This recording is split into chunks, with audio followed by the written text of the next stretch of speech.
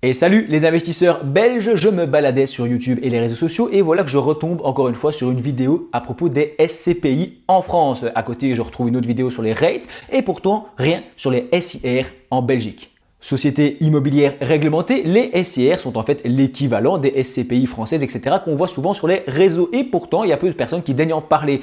Et j'ai remarqué plusieurs articles sur la presse belge qui parlaient de ça. Donc je me suis un petit peu motivé. Je vous prépare également une plus grosse vidéo plus générale sur les SIR globalement en Belgique. J'espère que ça va t'intéresser. Dis-moi en commentaire ce que tu en penses. Et aujourd'hui, le thème, c'est Aedifica, une SIR très connue au cœur de l'actualité à Bruxelles et au niveau des investisseurs belges.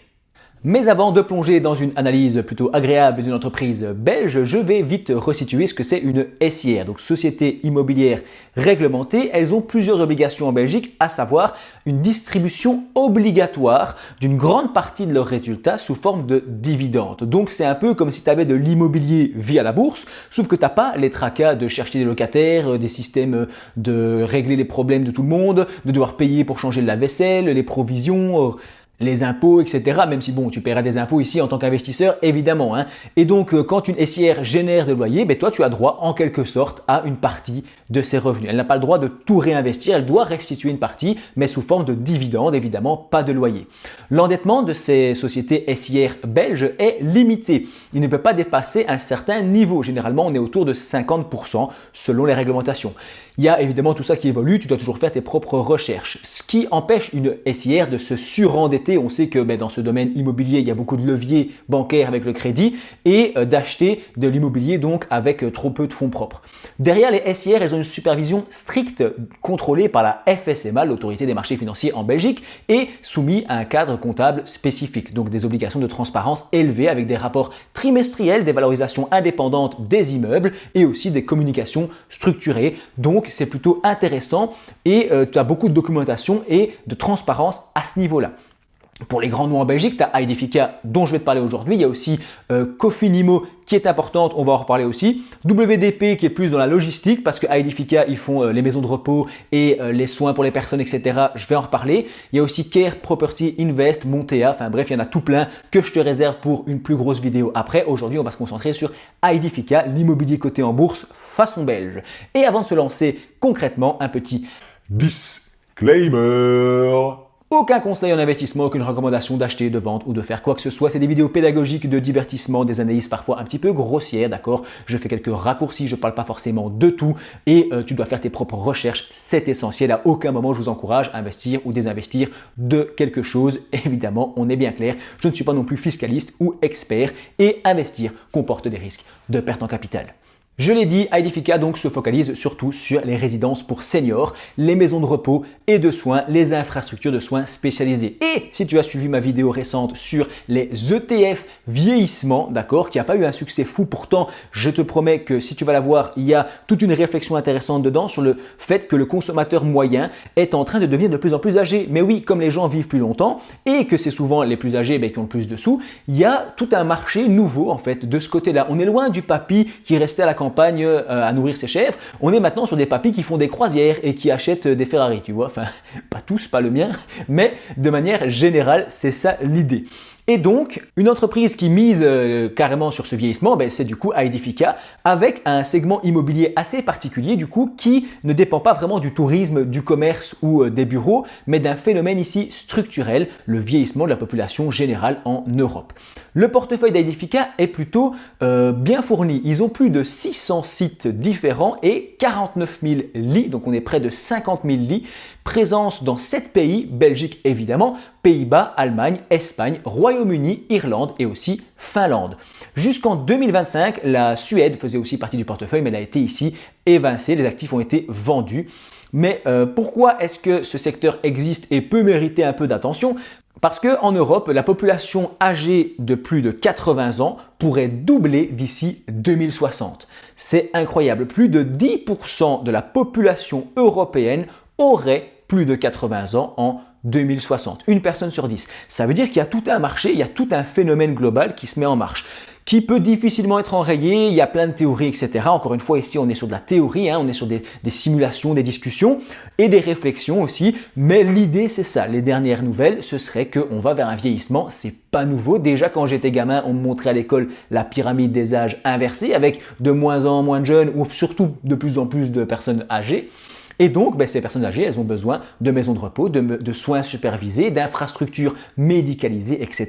Ce que propose justement Aedifica, c'est pour ça qu'on en parle aujourd'hui. Ce qui s'est passé en 2025, et ça c'est très important, c'est qu'ils ont fait une offre d'acquisition de Cofinimo. Le 2 mai 2025, Aedifica annonce une OPA en action, offre publique d'achat, sur Cofinimo, donc pour une valeur de plus de 3 milliards d'euros. Important, cette opération n'est pas approuvée. Attention. Et c'est entre les mains de l'autorité belge de la concurrence et il y a une décision qui est attendue ici pour début 2026. Donc tout ça est factuel et il faut voir si ça voit vraiment le jour ou pas et ça pourrait être quelque chose d'assez important. Je t'invite toujours évidemment à creuser les sujets puisque moi ça reste très grossier, très général pour avoir une idée générale, mais il faut aller creuser derrière si ça t'intéresse. Si cette fusion, cette opération est acceptée, encore une fois rien n'est sûr, il faut te tenir au courant, mais le groupe alors combiné dépasserait les 12 milliards d'euros de portefeuille en immobilier. Aedifica a déjà fait des déclarations en disant qu'ils étaient prêts à vendre jusqu'à 300 millions, j'ai vu, d'actifs en Belgique pour éviter d'avoir une position dominante. Tu vois, c'est des systèmes ainsi sur la concurrence. Mais en gros, ça hisserait le groupe à devenir un acteur mondial carrément majeur au niveau de l'immobilier de soins. Un autre élément essentiel dont on doit discuter dans cette vidéo, c'est la durée de bail. 72% des contrats de location auraient une durée résiduelle supérieure à 15 ans. 1% seulement des contrats auraient une durée inférieure à 5 ans. Pourquoi c'est important? Parce qu'une SIR avec un bail sur 20 ans, avec un opérateur de soins, etc., ça donne plus de stabilité dans les revenus, ça donne moins de rotation au niveau des locataires et une activité moins cyclique que l'immobilier commercial par exemple ou ce genre d'autres systèmes d'immobilier coté.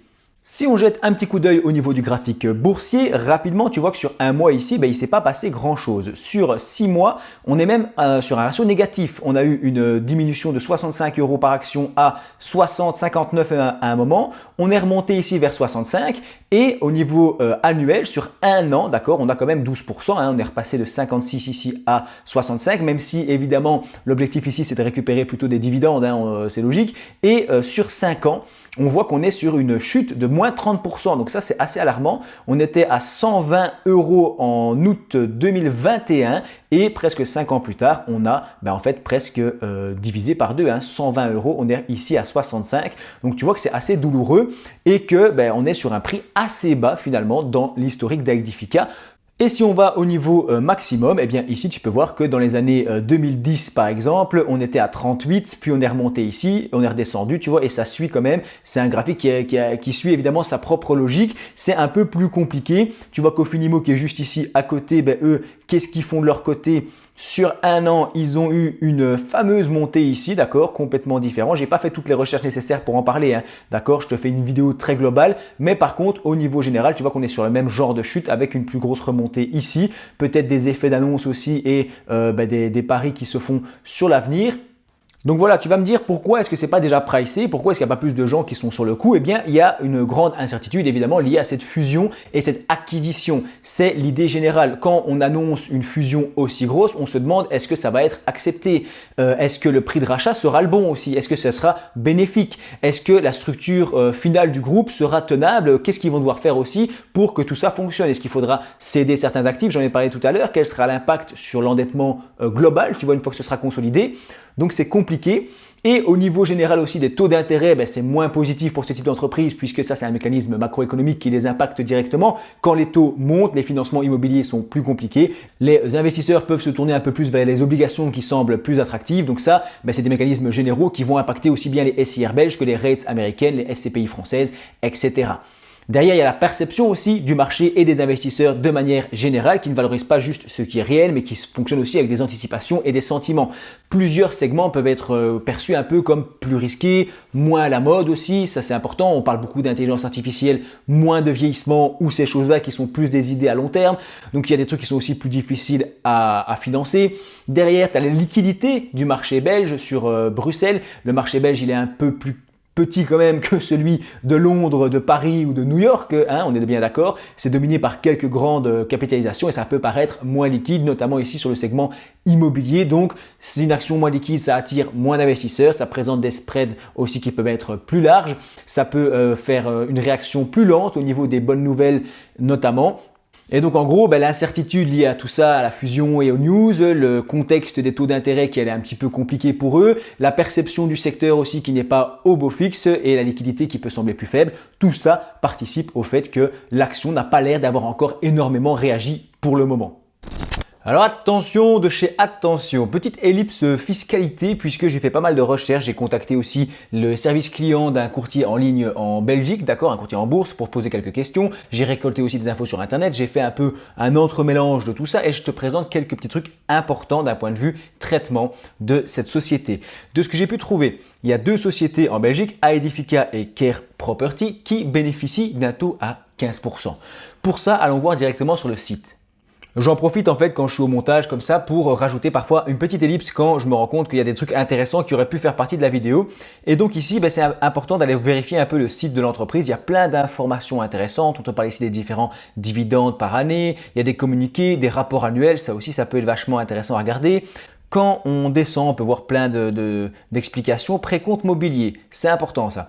Aedifica étant une SIR qui investit plus de 80% de son portefeuille dans l'immobilier de santé résidentielle dans un État membre de l'espace économique européen, le précompte mobilier s'élève à seulement 15%. À la suite du Brexit, un régime de transition a été prévu pour les actifs britanniques acquis avant le 1er janvier 2021, afin qu'ils puissent être inclus dans le calcul du seuil de 80% jusqu'à la fin de l'exercice 2025. Donc par conséquent, si la législation ne change pas d'ici là et qu'aucun changement majeur n'intervient dans le portefeuille du groupe, Aedifica estime que le groupe ne sera plus éligible au taux réduit de 15% à compter du 1er janvier 2026. Donc, ici, j'ai l'impression que pour 2025, ce serait 15%, droits des actionnaires, etc. Donc tout ça, évidemment, je ne vais pas passer 4 heures, mais il faudrait que tu ailles jeter un petit coup d'œil toi-même. De ce que j'ai pu trouver également, attention là c'est du lourd, les dividendes de Aedifica seraient éligibles à l'exonération annuelle du précompte mobilier en Belgique. Qu'est-ce que ça signifie? Qu'en Belgique, chaque année, on récompense ceux qui investissent dans des sociétés en exonérant une partie des dividendes perçus directement de sociétés. Les ETF, les fonds, ça ne fonctionne pas. Et il y a une petite liste ainsi, donc je pourrais en refaire une vidéo si ça vous intéresse. J'en avais fait une il y a longtemps, mais ça mérite une mise à jour. Et pour les revenus de 2024, déclaration 2025, c'était 833 € brut de dividendes. Donc tu récupérais 249,90 €, 250 € quasi, de précompte au maximum sur les dividendes perçus de sociétés. Donc ça, c'est hyper important à savoir puisque tu ne paierais donc pas de fiscalité sur cette première tranche de dividendes. Et même si c'est entre guillemets que 250 €, c'est important parce qu'il n'y a pas de frottement fiscal. Donc ces dividendes peuvent ensuite être réinvestis ou perçus. Enfin en fait, on fait ce qu'on veut derrière. Et donc ça, c'est vachement important à connaître. Et Aedifica, apparemment, est éligible à ça et est donc considéré comme une société puisque c'est une société immobilière cotée en bourse. On est OK. Mais attention, au moment où j'ai simulé un achat, donc pour un petit peu voir comment ça fonctionnait niveau TOB et frais, je me rends compte qu'on devrait avoir 0,35 puisque c'est une action. 0,35% de TOB sur les actions, tu dois le savoir. Et là, apparemment, non, la TOB passe à 0,12. Me voilà parti pour contacter le service client du courtier belge que j'utilisais et qui me répond, oui, dans le cadre de la TOB, la SIR, ici Aedifica, est considérée comme un fonds, une sorte d'OPC immobilier. Ça signifierait donc qu'on est à 0,12%. Avec quelques recherches supplémentaires sur Internet, on trouve, je cite, les actions de sociétés immobilières réglementées inscrites sur la liste SIR publique de la FSMA ont une TOB à 0,12%. Donc, j'irai plus loin dans une vidéo complète sur les SIR pour cette histoire-là, mais la TOB serait bien de 0,12%. Je répète que je ne suis pas fiscaliste, je débroussaille un peu le terrain avec toi, n'est-ce pas? Tu dois toujours faire tes propres recherches. Et ce qui est important, c'est qu'ici, la composition, la structure en fait de la SIR et de Aedifica peut évoluer et au fur et à mesure du temps, il y a une année, ce sera 15% sur les dividendes, une autre, ça peut être ici 30%. Apparemment, en 2026, ça doit encore être confirmé puisqu'il y a cette histoire de fusion. Donc, c'est important, d'accord? C'est pour ça que je fais des disclaimers, que tu fasses toujours tes propres recherches. Retour à la vidéo. Pour conclure, je dirais que Aidefika, c'était l'occasion ici de parler un petit peu des SIR, d'analyser d'un point de vue pédagogique le fonctionnement, de voir comment est-ce qu'on peut analyser un secteur immobilier. Et encore, j'insiste, j'ai effleuré vraiment le sujet, on n'a pas été loin dans les chiffres, dans les analyses, dans les ratios d'endettement, de lire des notions complexes, etc. C'était vraiment très basique et très vulgarisé. 2026 sera une année charnière pour cette entreprise, non pas forcément en termes de performance, aucune promesse, aucun rendement garanti, ça c'est à vous d'en décider et de faire vos propres analyses, mais en termes de structure du groupe et de positionnement sur le marché belge, européen et voire mondial en termes d'immobilier de soins. Je trouve que le sujet a été trop peu abordé au niveau de la Belgique et des SIR, donc ça m'a fait plaisir d'en discuter avec toi. Et si tu es resté jusqu'ici, sache que c'est le meilleur moyen de me soutenir. Alors je te dis merci d'avoir regardé cette vidéo jusqu'au bout.